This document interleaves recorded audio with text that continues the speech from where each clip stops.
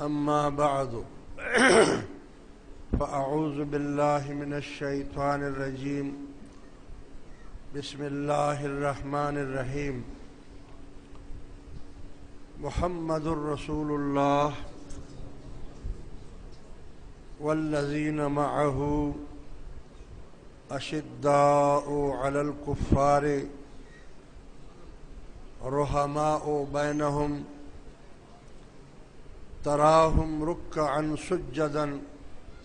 يبتغون من فضل الله ورضوانا صدق الله العلي العظيم وصدق رسوله النبي الكريم ونحن على ذلك لمن الشاهدين والشاكرين والحمد لله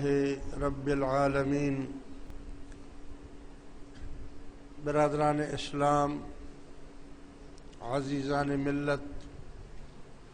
عزیز دوستوں، بزرگوں اور بھائیوں،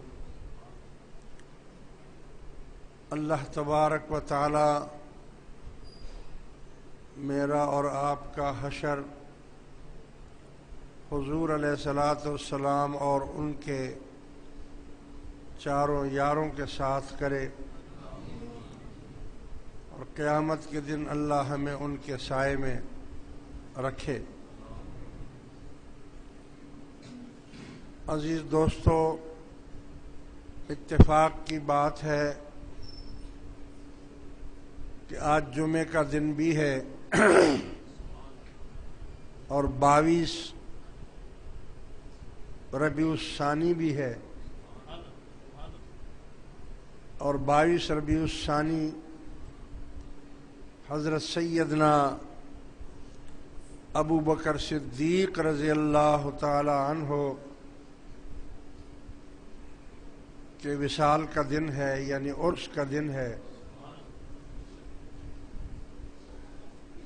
میں نے جو قرآن کریم کی آیہ کریمہ آپ کے سامنے تلاوت کی،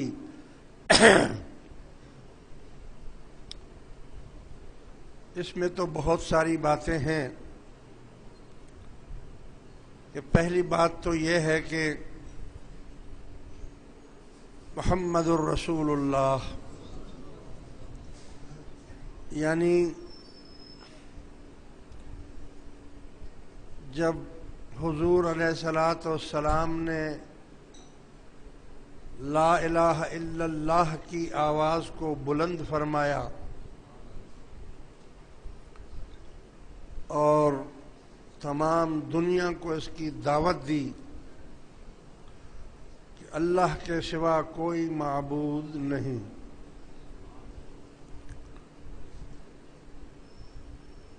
تو کفار اکثر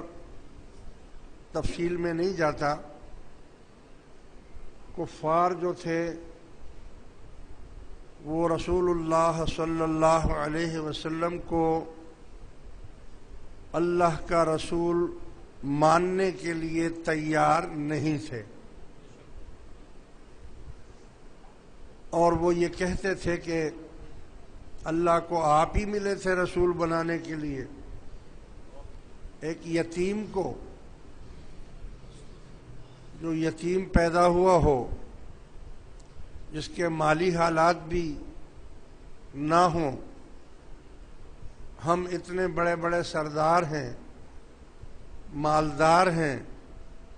اگر اللہ کو رسول ہی بنانا تھا تو ہم میں سے کسی کو بناتے، ان کو کیوں بنایا؟ اور اس قسم کی ہزاروں باتیں وہ حجت کرتے تھے۔ تو اللہ تبارک و تعالی نے یہ آیت کریمہ نازل فرما کر سب کے منہ بند کر دیے، اور حضور علیہ الصلاۃ والسلام کے قلب اطہر پر